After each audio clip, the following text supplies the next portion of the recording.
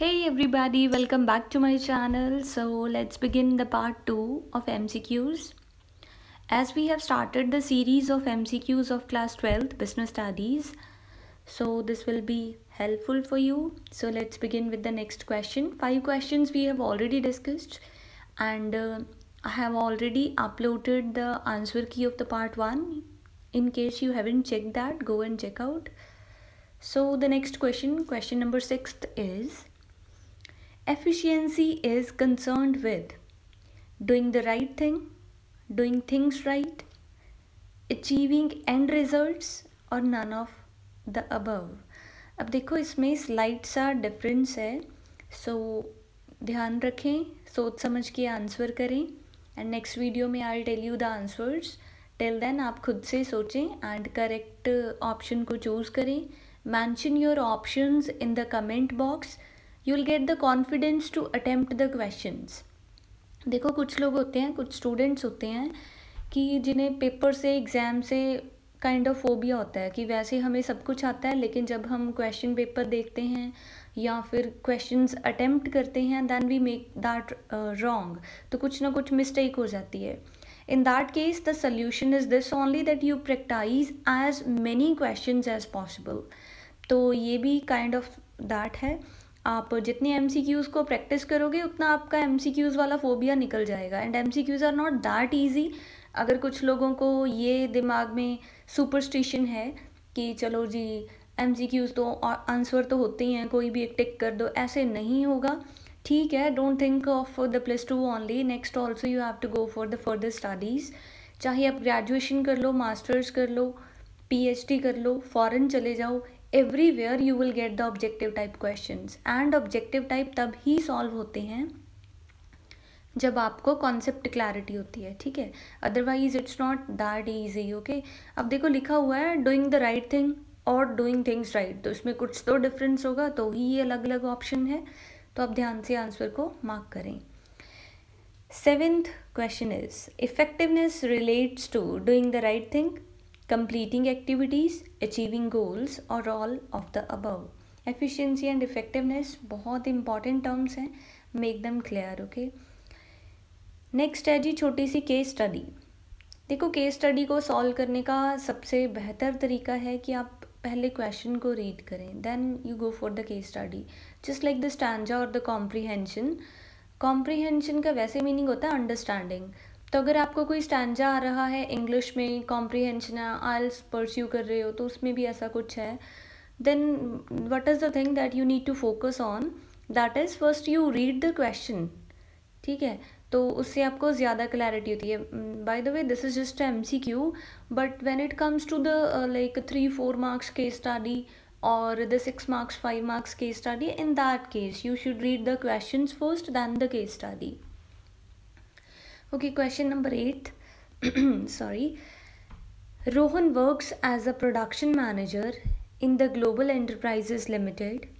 He has been given the task of getting 1000 units of hand woven table mats manufactured at the cost of rupees 150 per unit within 10 days. In order to be acknowledged as an effective manager, he must ensure that. अब देखो आपको time भी mention किया हुआ है, कितने दिन में ये टास्क कंप्लीट करना है, कॉस्ट भी दी हुई है. यू हैव टू टेल कि अगर रोहन को एक इफेक्टिव मैनेजर बनना है तो उसको किन चीज़ों का ध्यान रखना पड़ेगा. The cost of production does not exceed rupees 150 per unit. The work is completed within 10 days even at a higher cost per unit. The cost of production is less than rupees 150 per unit, और all of the above. So ध्यान से देखें, efficiency, effectiveness most important terms हैं. इसका difference आपको clear होना चाहिए. And if you do have any doubt तो आप ऑप्शंस के साथ ये भी लिखो कि एक्सप्लेन करो इफेक्टिवनेस एंड एफिशिएंसी. तो नेक्स्ट वीडियो में I will give good explanation of that. Next है जी question number 9. Again little one case study. Jay is working as a marketing manager in a company. He has been given the task of selling 1 lakh units of a product at the cost of rupees 100 per unit within 20 days.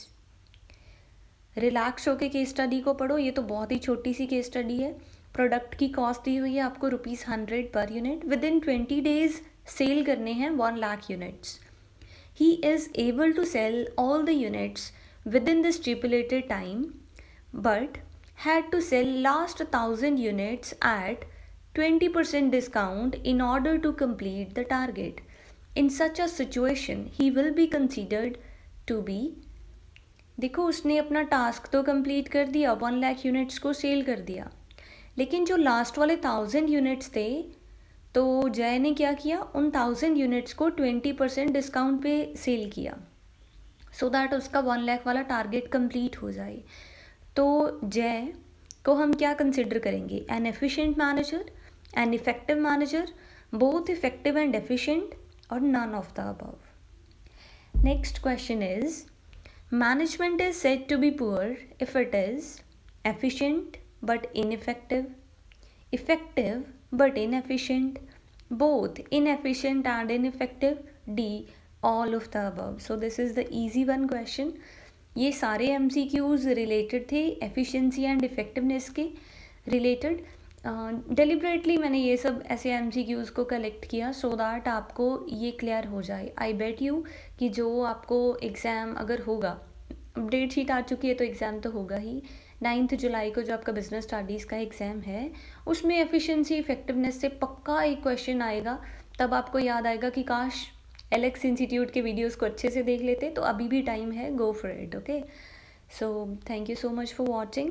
Don't forget to subscribe to my channel if you are new to my channel. अगर आप first time कोई video देख रहे हो मेरे channel पे तो subscribe ज़रूर करें.